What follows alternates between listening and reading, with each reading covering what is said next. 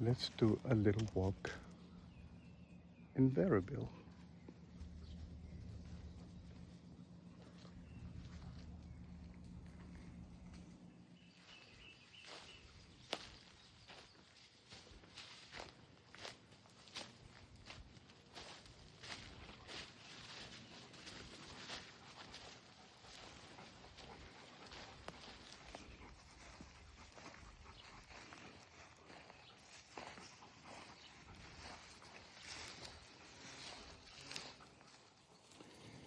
Apple and pear trees.